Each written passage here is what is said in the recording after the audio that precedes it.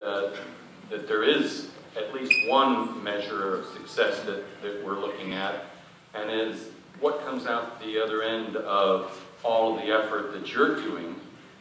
You're putting students in a better place, in a better position to do well in college. And we're looking at those colleges, as every company is, what is coming out of the other end of that effort. And so the programs that develop the whole person, that give them more of the life skills and creativity and innovative thinking and teamwork and ability to communicate is the pool of young people that we're looking to hire. We're very much focused on our future workforce, and that's entirely why we've gotten involved in 4-H and FIRST, because we see that as a pipeline for us down the road. So we're looking at how they do in the programs that you're doing.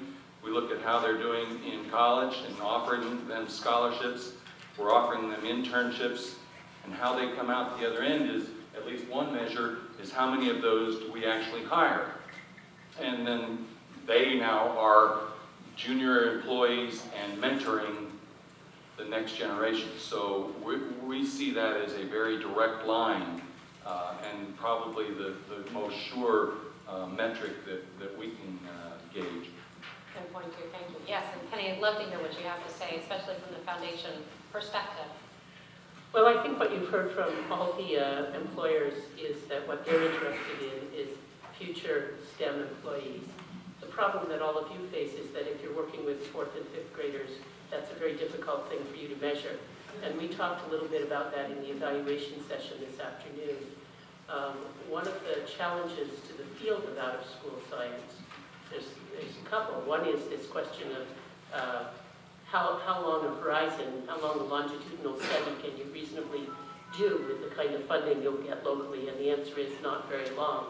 And the second is that often you'll find funders want to see evidence in terms of improved grades or scores, which again is not exactly what you're working on. So at the Noyce Foundation, we've really tried to start working on what are some good interim measures that are focused mostly around measures of students' interest, engagement, and attitudes. I mentioned in the evaluation session Robert Tye's study that says that what 8th graders say they want to do when they grow up is a very good predictor, as good as any we have, of whether they will major in science later on.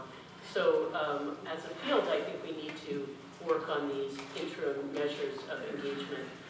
And I think this is another area where you can try to engage your potential funders as thinking partners of what are some reasonable things that we can look for and how can we reasonably measure them and try to engage them in that problem.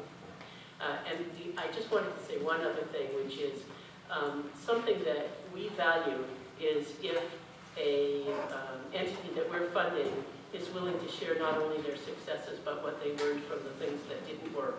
And again, even on first contact with somebody, if you say we've been working on this area for the last 5 years, and here are the things that we think are working, and here are the things that are not working that we need to change, I think that establishes a level of frankness and honesty that suggests that the partnership is going to be a good one. So failing forward is something you welcome.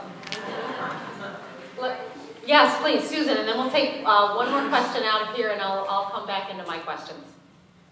So I think this whole question gets back again to the communities of practice, because clearly 4-H alone is not going to solve this problem for the nation. And I'd also like to comment that from our industry's perspective, yes, we have a critical interest in having the workforce, the STEM workforce that we need to stay in business, but we're also interested in STEM literacy, because everyone that comes in our doors or that we interact with also needs to be literate of STEM subjects in this century we're in. And so that's a secondary but equally important invested interest that we have.